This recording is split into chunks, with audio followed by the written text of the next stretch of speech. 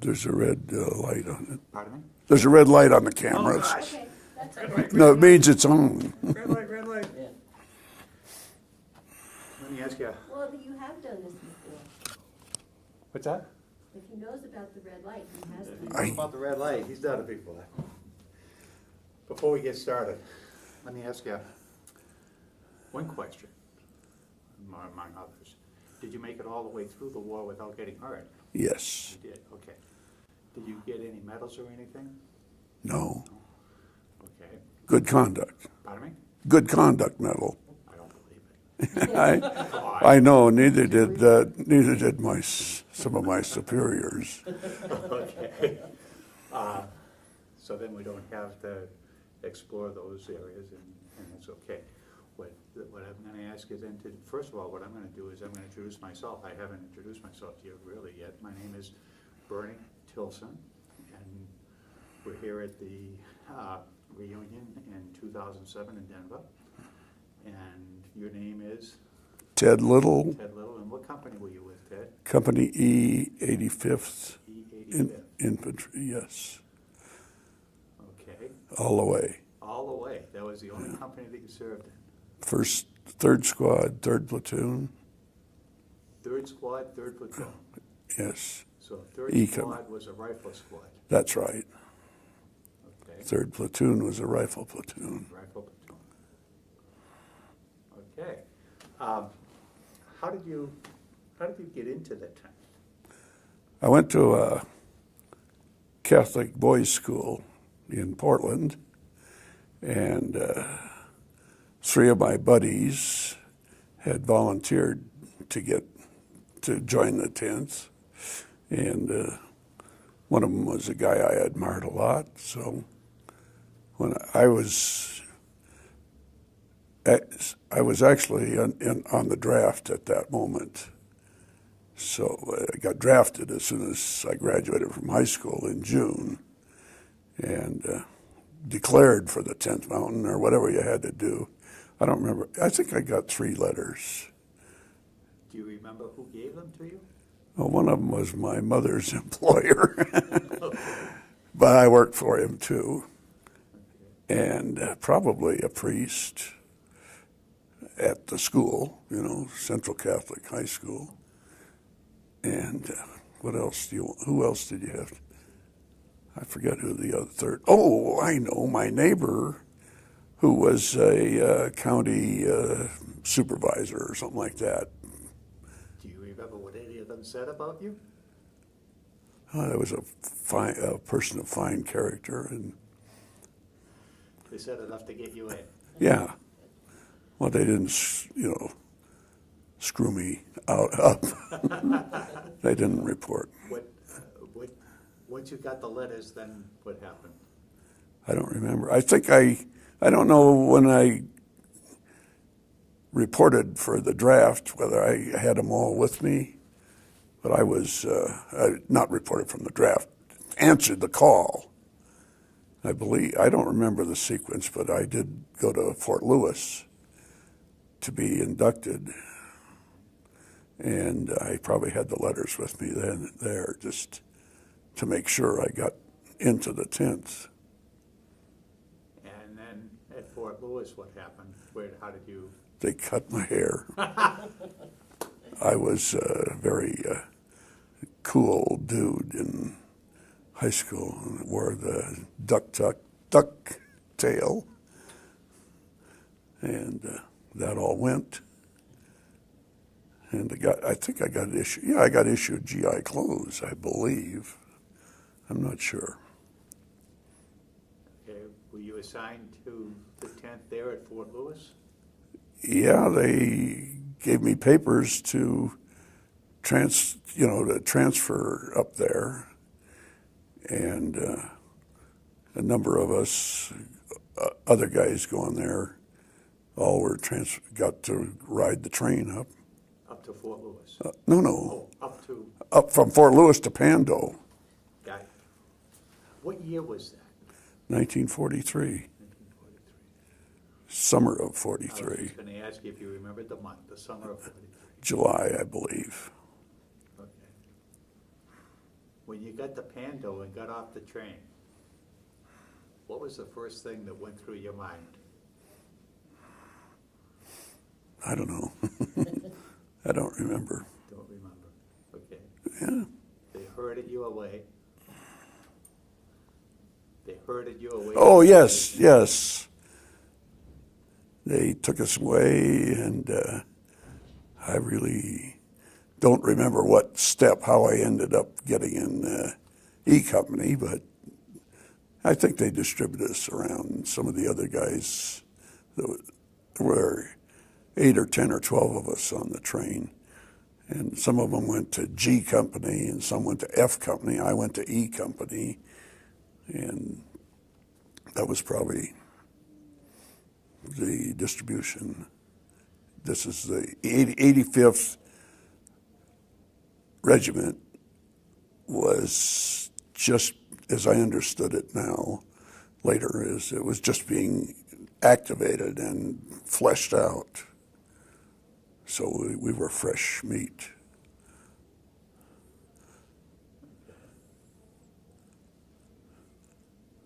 Can you tell us about any of the training that you went through? The summertime training that you went through? Well, first of all, they give you a not boot camp, but now I can't remember what they call it. But it's they did it in-house. I stayed in E Company in the barracks, and they would muster us, probably all of us, in that battalion, which is, E, F, G, and H companies, and all the rookies would be going through basic training. That's what it is, basic training.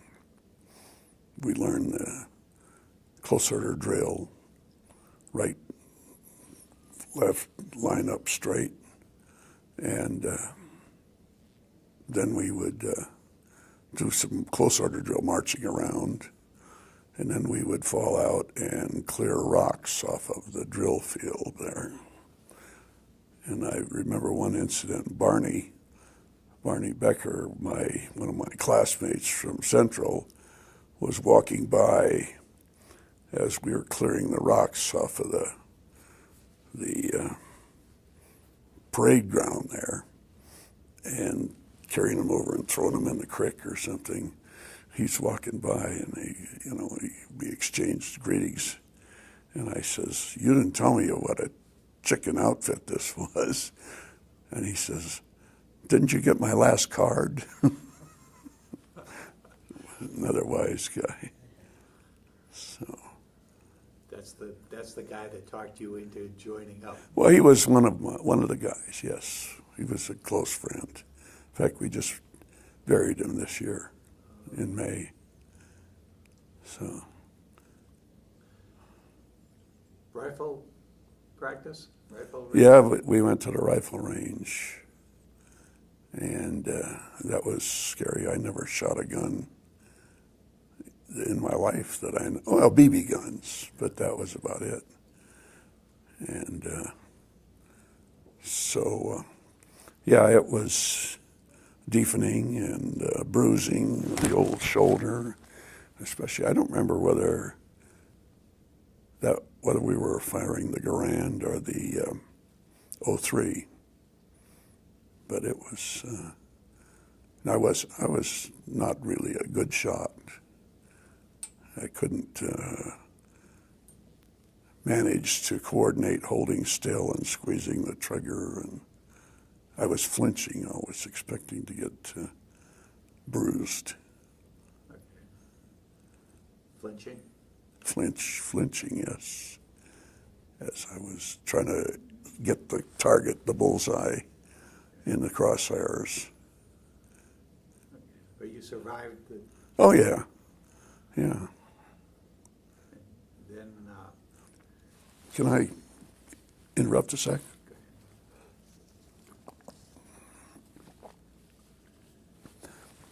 When did they start teaching you mountaineering skills?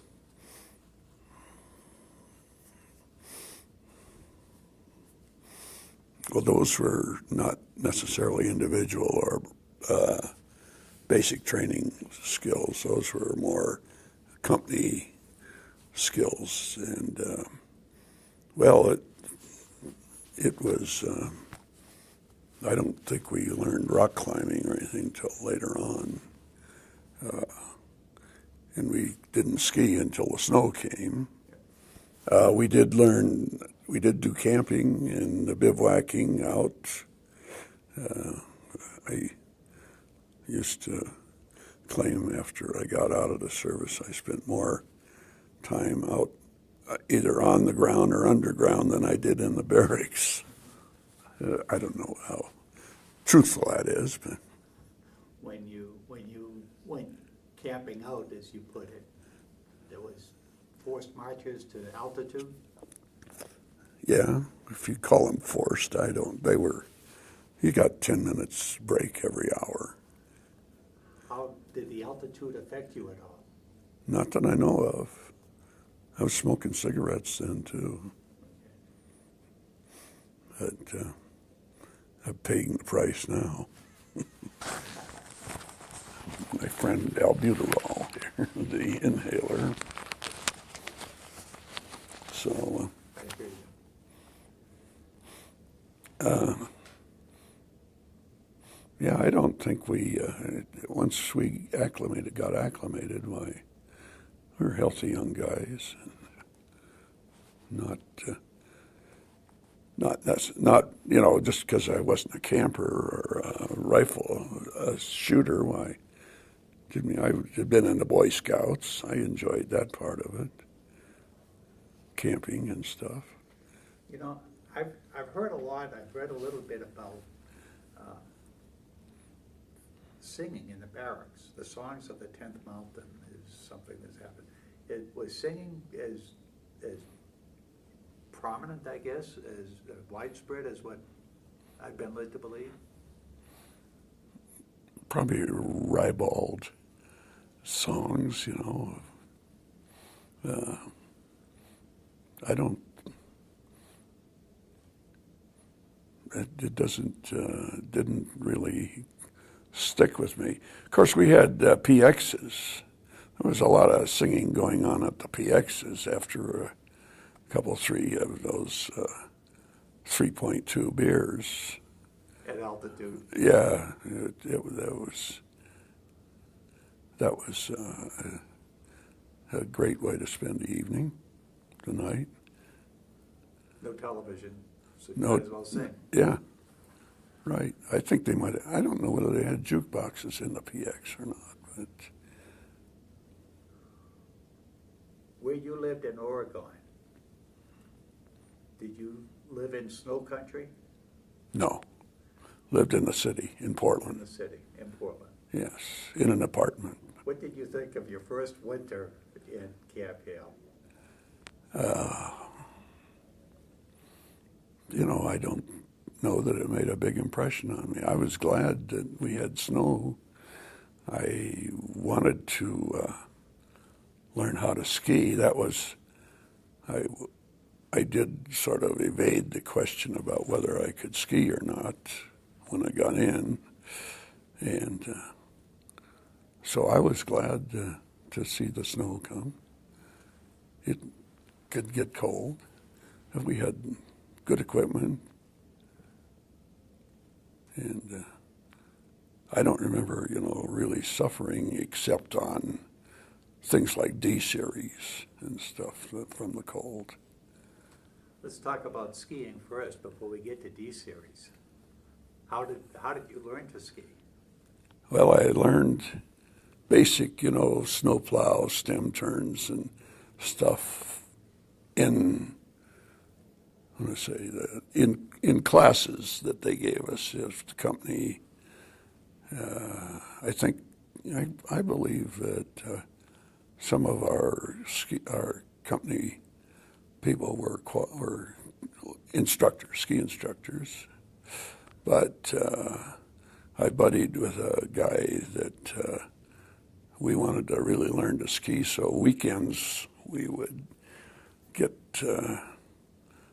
pack a lunch or get a lunch made and hitch a ride up to the ski slope, the training slope, and ski all day.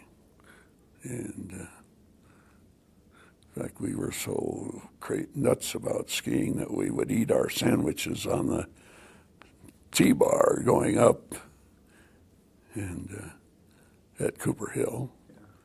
And just watching people and imitating them and all. Have you been back to Camp Hale at all? We were up there a few years ago, one of these reunions. What did you think about Cooper Hill? It was pretty flat. But I was glad to see that they were maintaining or developing it. This was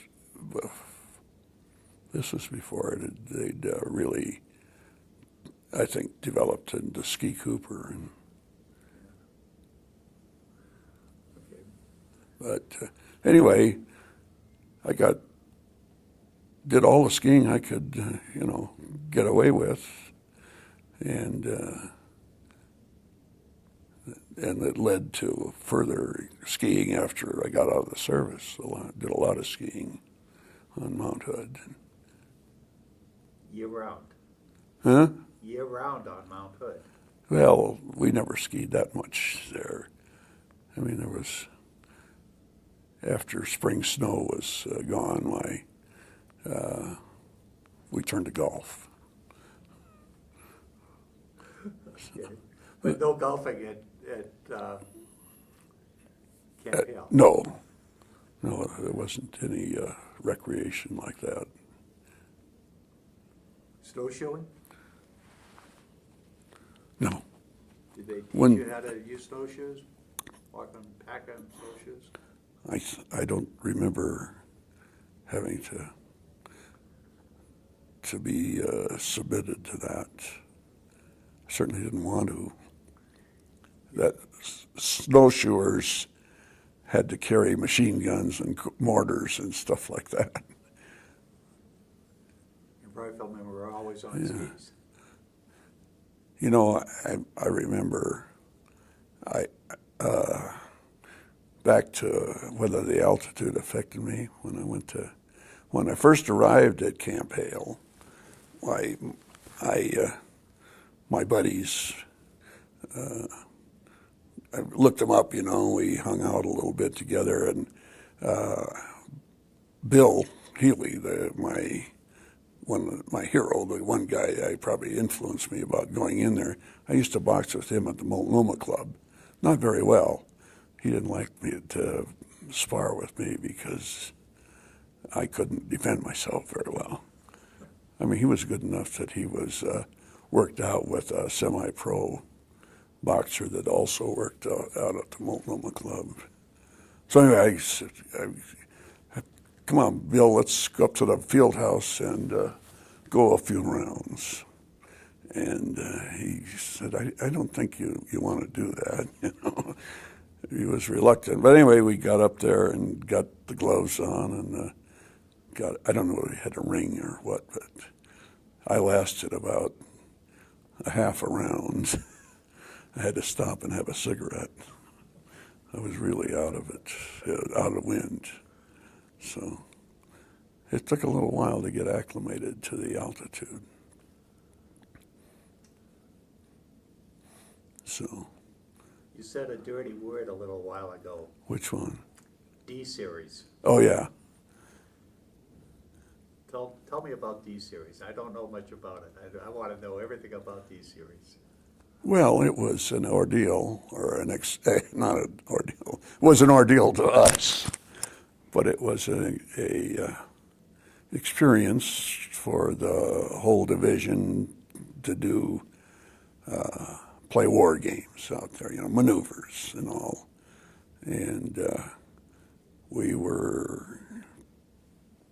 carried everything on our back that we needed, our, cold weather gear, and no ammunition, but rifles or weapons. And we would go uphill like that to get to the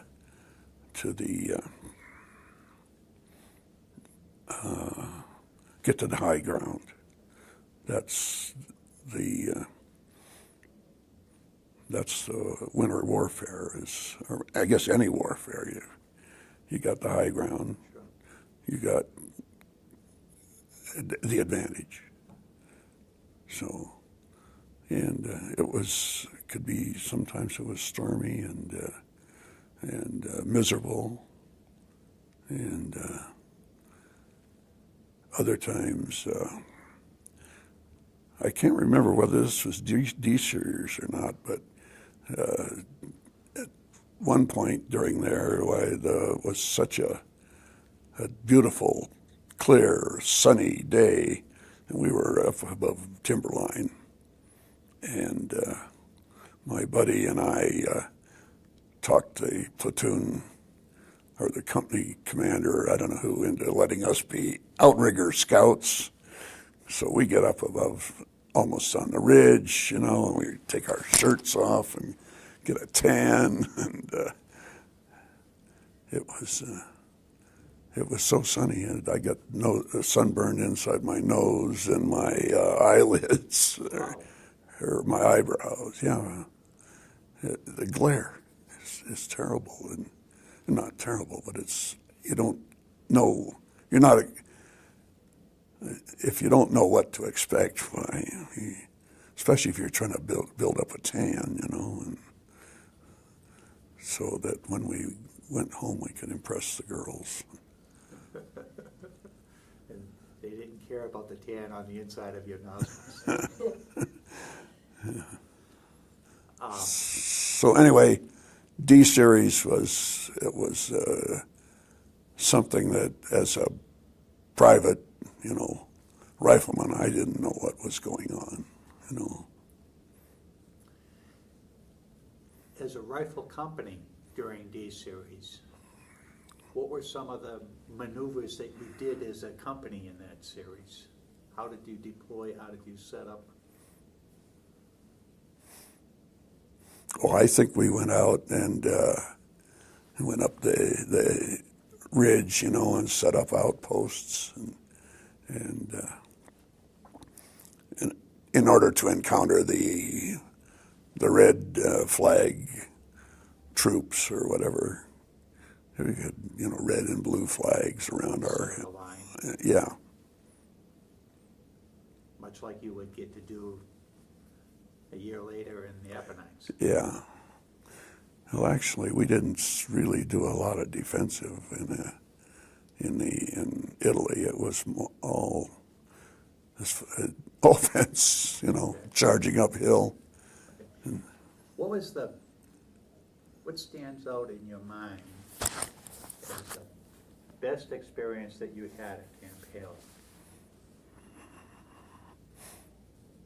The most pleasure I was given was probably that recreational skiing we did on the weekend, and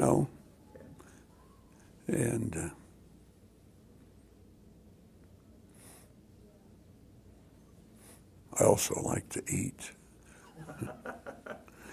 And I remember getting KP and volunteering to peel the potatoes and make the mashed potatoes. I mean, you'd get a 50-pound bag of beautiful Burbank russet potatoes, and a cinch to peel, and you could get them all in a huge bowl or kettle, 5 or 10 gallon kettle, boil them up, and you did the mashing and put a pound of butter or two in it and some cream, and I was in heaven. You had first dibs. That's right. So it was I guess it was the camaraderie of the experience. And of course, we went on pass to Denver usually, not every month, or not every week, but once a week, or once a month. after payday probably.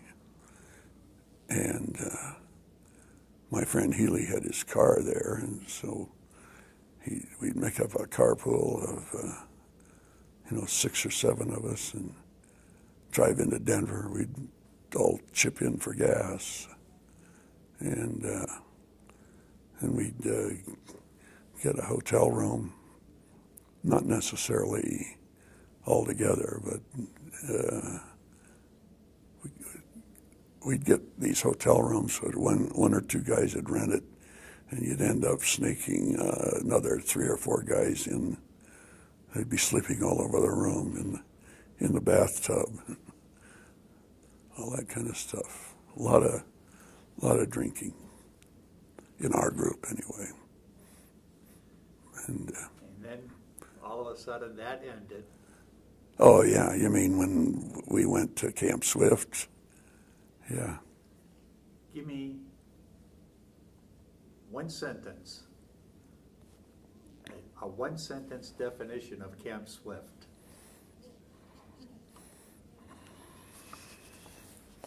Dusty, hot, humid, and bug infested, and mules.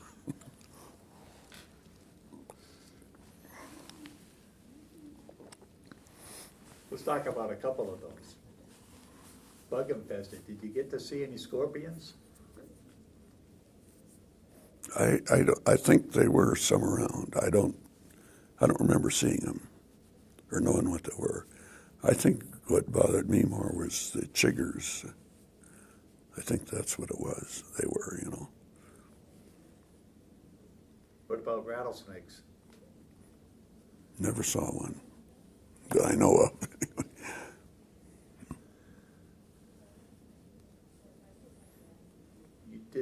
You had mules up at Camp Hale. But they weren't assigned to the companies then. They were there. They were mainly for the artillery in Camp Hale. In Camp Swift, we got more mules, I believe, and every company had a mule, or maybe there was one for every platoon. I don't remember. Anyway, I volunteered to be the mule packer in ARC. Well, I was considered a bit of a screw-up anyway, or a joker. So I guess this first sergeant was glad to get me where I would possibly wouldn't screw up too bad.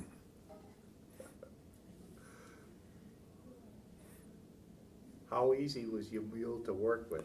It was difficult. You had to be very alert because you're working with them, and they're all tied up to a long,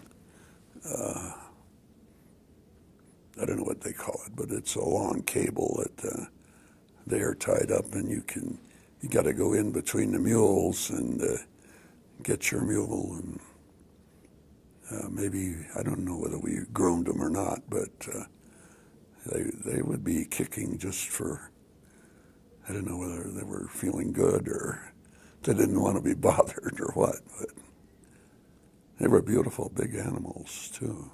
And then what were your duties with the mule? I had learned to pack his, saddle him up, put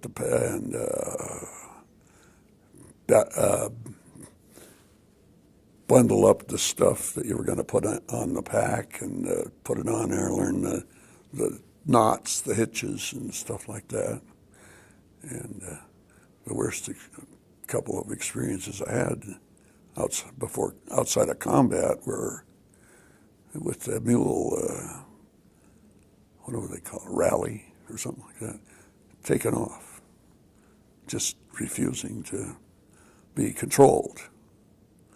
The one time we were all lined up in the company between the barracks, we're lined up to go out on a march, and they gave me some garbage can sized things that had, utensils inside. This is for the cooks, I guess, for the kitchen. And I packed them on there, and those things started to rattle and stuff like that. And I think the mule was blindfolded while I was packing it. I looked at the looked at those garbage cans on her back, and she bolted out of that, down the street and then down the road, and I'm chasing, trying to get it to, I think I had probably let go of her lead, and and then we get out in the, it was a maneuver kind of thing where we were out in the brush out in camp there, setting up supposedly a perimeter, which was going to be targets for the artillery for their practice after we left there. Well,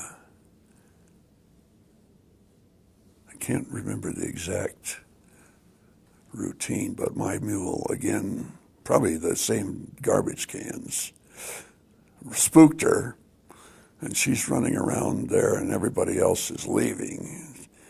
And I'm scared to death that they're going to start, shelling this installation, and we're both going to get killed. So eventually I must have corralled her and got out of there because I'm here. But that was an experience. We did a lot of hiking in Camp Swift. That was also a pain in the butt. 25-mile hikes and 20-mile hikes in so many 8 hours, and that kind of stuff. Full pack? Supposedly, although I didn't think our officers always had a full pack. We suspected the lieutenant colonel in charge of the battalion had pillows in his pack. That was a rumor, anyway. Fast forward. You remember the name of the ship that you crossed on over to Italy on? Was it the SS West Point, I believe? In civilian life, it had been a luxury liner, and there was a lot of people on that, including a bunch of nurses or something like that, WACs, all up in cabins upstairs or topside. And then these Air Corps flyboys were also being officers. They were also billeted up there.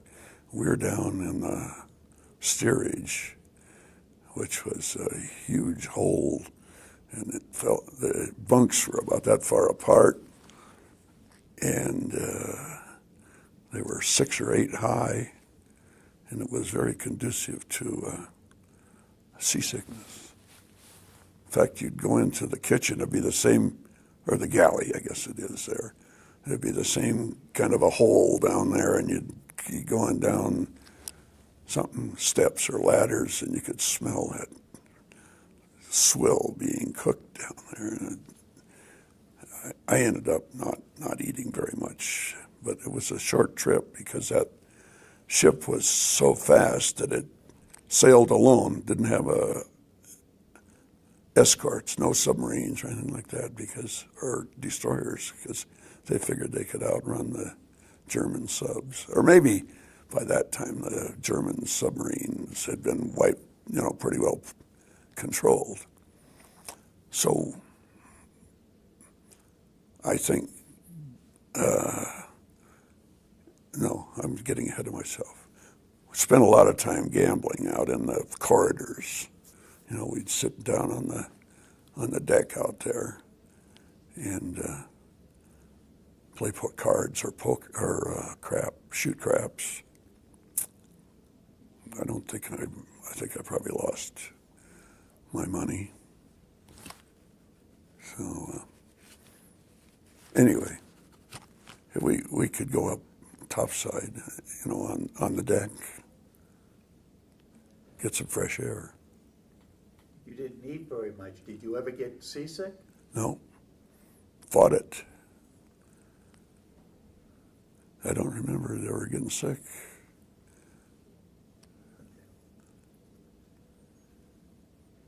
Straits of Gibraltar. Straits of Gibraltar. Yes. Finally across the Atlantic. Do you remember going through the Straits? I don't think I do. I did want to go up on the deck and see Gibraltar, but I don't think I made it. I don't remember what time of day we went through there even. Or dawn, I think. Where did you land? Naples. First impression. Oh, Naples Harbor was loaded with sunken ships, and a lot of damage on the waterfront there. Dirty, and urchins begging anything, chocolate, cigarette, so on. Do you remember the date that you landed?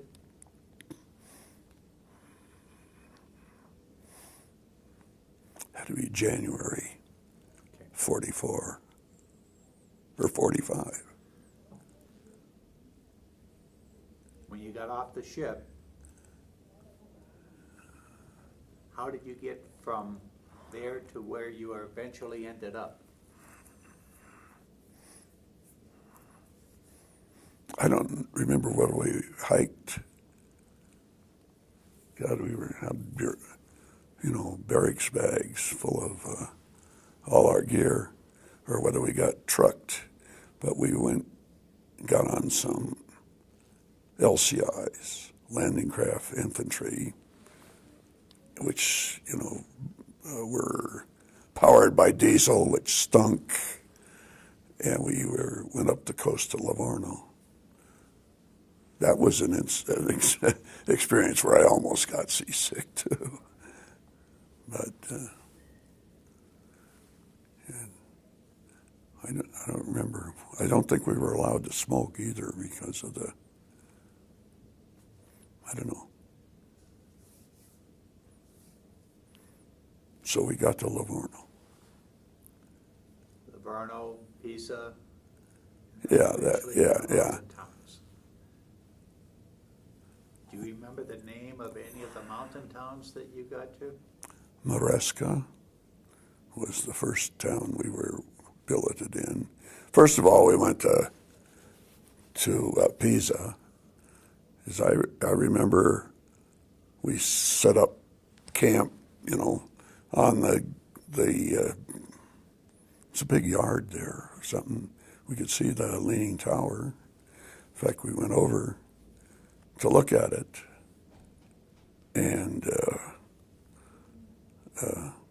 smelled the side that out here, down here it smelled like urine.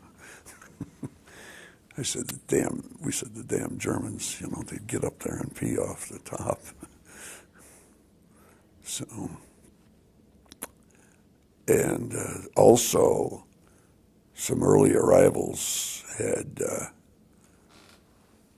gotten curious and gone down to the railroad tracks near there and set off some mines that the Germans had left behind and killed a number of people. So we were alerted not to do that again. How did you get from there up into the mountains? Truck at night, I believe. It seemed like we were blacked out and rough, muddy roads, ruts and rough ride. Morosco. Maryska. Maryska. It was a little village, hill town. We were billeted in I don't know whether it was a hotel or a pension or something like that. We had a big room and 4 or 6 of us in it, guys, and sleeping on the floor. It's the first time I ever saw a bidet. They had a bidet on one side of the room. Trying to wash your feet? It tried to pee in it. It was. Did you get involved in any patrols while you were there? Never that we had to, that we went out of town very far. I did remember some of the other guys from another company, I think probably from G Company, that had been out on a patrol. I think they were out on skis, and but they didn't see anything, although they claimed they were shot at. So.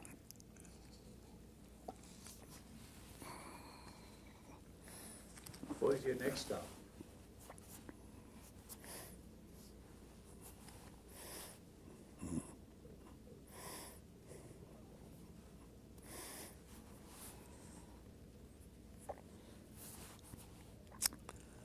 I think we went into the line. I'm not sure. You know. That was up pretty far up from Maryska. I think so, yeah.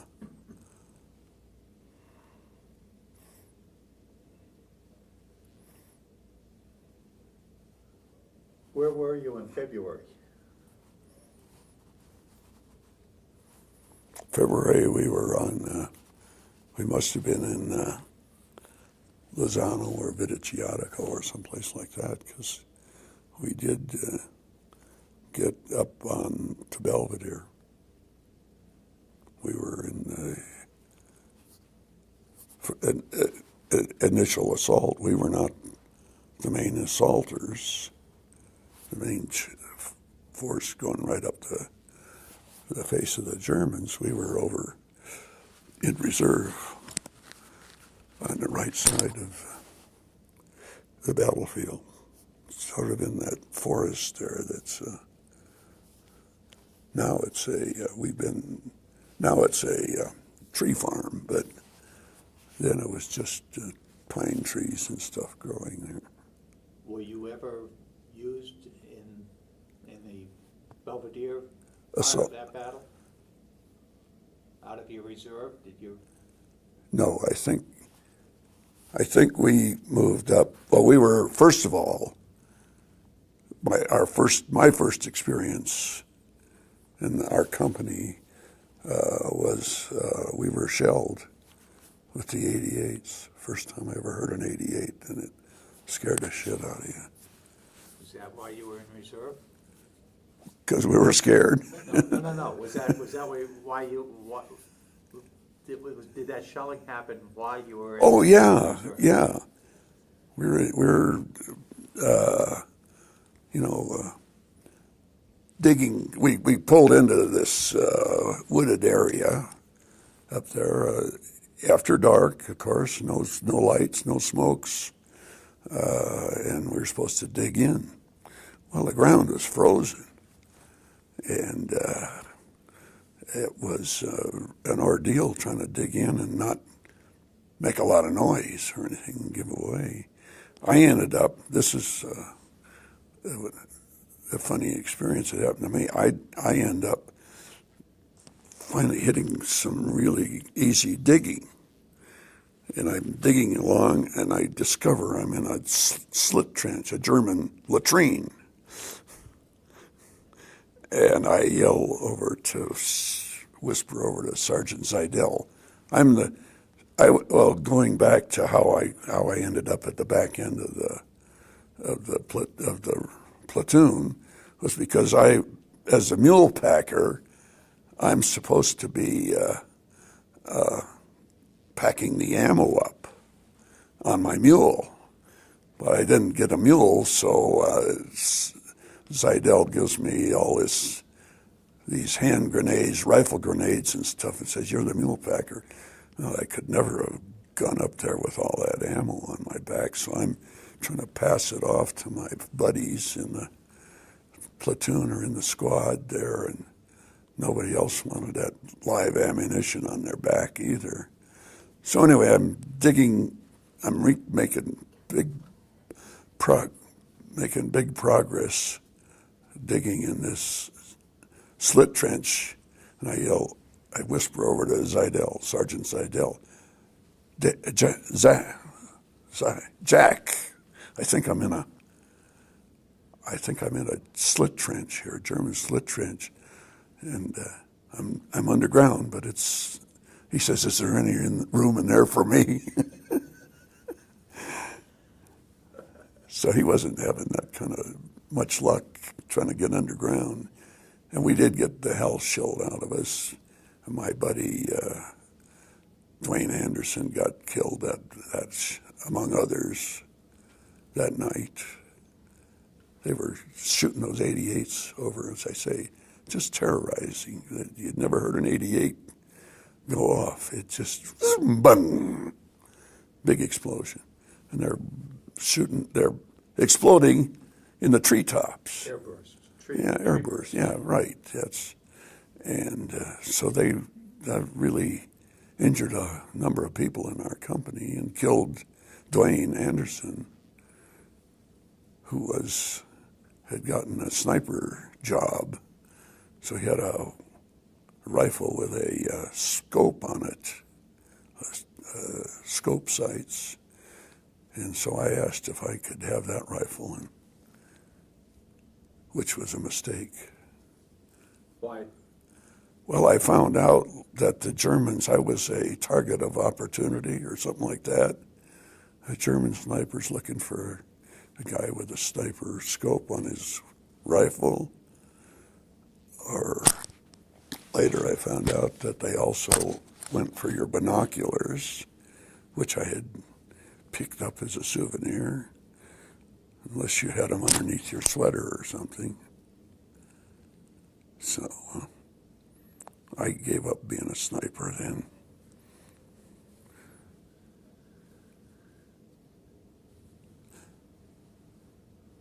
What was the next significant engagement beyond Belvedere? Well, we went up out of that, as I recall, we went up out of that woods, regrouped and everything, and went along, maybe still in reserve, but going somehow or other along the ridge to the mountains, or the mountain. It's not a mountain, but a higher elevation from my perspective. I don't know whether north, south, or what. We're looking at Belvedere like this. To the right, we went up that way and chasing the Germans. And I guess we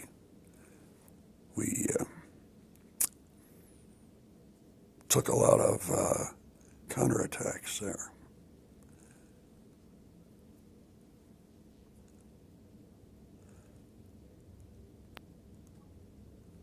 So,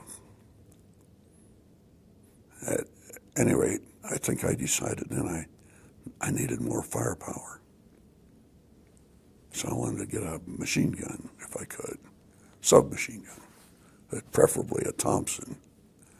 Never saw one, but I did get a hold of a all-metal one. They called them a grease gun.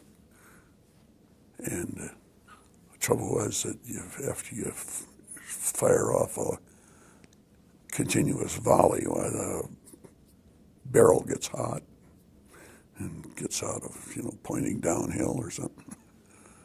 So that was not. Besides, I found out in running around those hills with 2 or 3 belts of ammunition on you really slowed you down. And in fact, you're lucky to get to the top of the hill without losing your breath. So the submachine gun had to go too.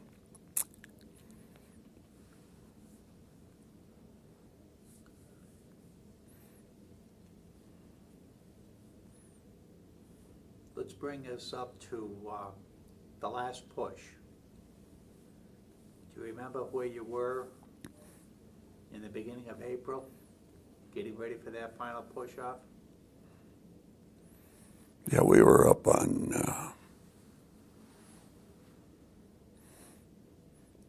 I can't remember the name of that hill, that mountain, but it was a hill that we had a line on, a lot of foxholes. We'd been there a while. Della. Yeah. Right, east of Casteldiano. And we were there for a while because I remember doing night guard, outpost or whatever too. And we ran night patrols also out of there to probe, I believe, was the purpose. And those were scary. I didn't mind staying in those trenches and the outposts, but not at first, being out there around the Germans, they're trying to pick up a couple of prisoners. We are on these patrols for intelligence, and then you got to go back into your own lines, and you don't want to get shot coming back because people could be a little trigger happy. But I used to foxhole buddy that I had there in Italy was Andy Hastings, and he was a trumpet player and a jazz musician by just a hobby, and I love jazz. So we'd be on these outposts, with our intercom phones between us. They were on wire; they weren't wireless, and we would play name that tune, and one guy would hum a tune over there, and you'd have to guess what the name of what tune it was he was playing. That was kept made the time pass. And also, I don't think any Germans slipped through our outposts there while we were there.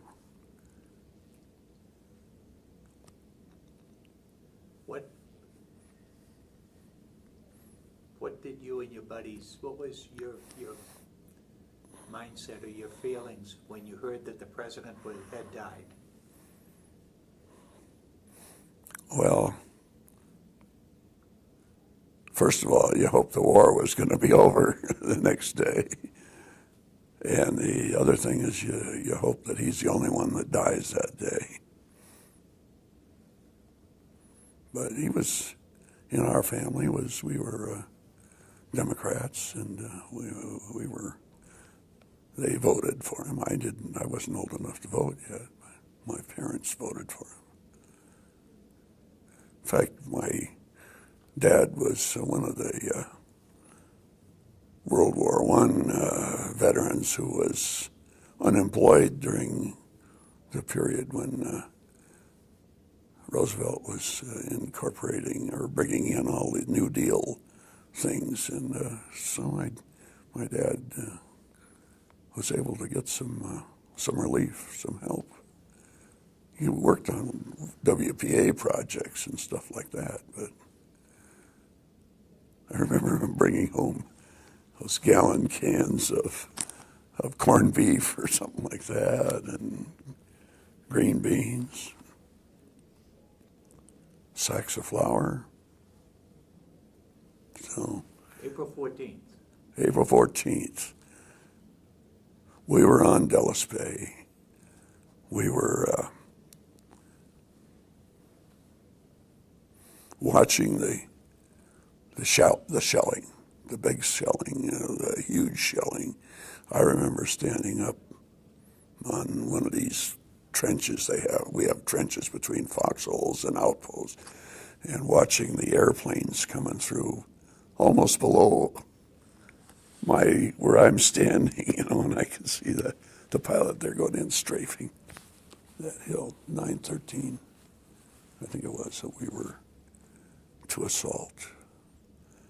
And, what do I want to say? We were nervous, prayerful. You hope that you made it. And then we had to go down the hill and through a minefield down in the valley between our Della and 913. And Bill Luth, Sergeant Luth, one of the good guys, was standing down there showing us where there was I think they'd strung twine along a path through the minefield where it had been disarmed. And he didn't make it either. Eventually he got it and went across the valley and up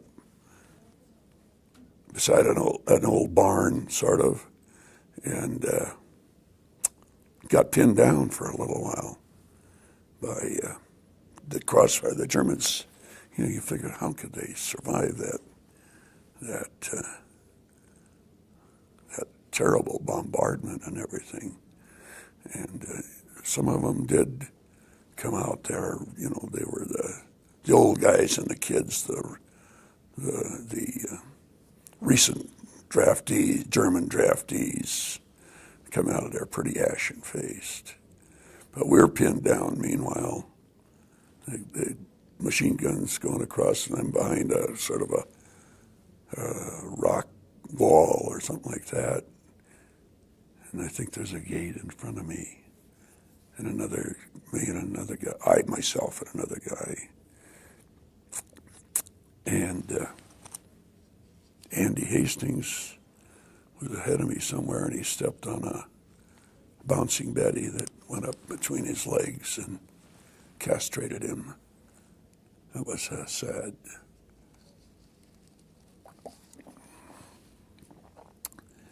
And he told me later, he laid out there for, seemed like all day, 8 hours or something, before he finally commandeered 4 German prisoners to take him back to the aid station. And he said by that time he got to the aid station, he was so gray from losing all that blood and everything. I guess it's triage. Took a look at him, and the doctor ordered him out there with the people that were dying on his stretcher. And Andy's pretty feisty. I guess he sat up, said, "I'm not going out there," and insisted that they take care of him. Where did you sleep that night? I think we dug in. I think we went up the hill and dug in. The Germans had a line at the top of the hill, and I think we dug in foxholes up there. Actually, the Germans had some foxholes on that side of the ridge that I think we jumped into some of them and used them. Real quick, we may be out of the tape now, I don't know. We can change tapes. No. We, 2 minutes. real quick, best thing that ever happened to you while you were in Italy?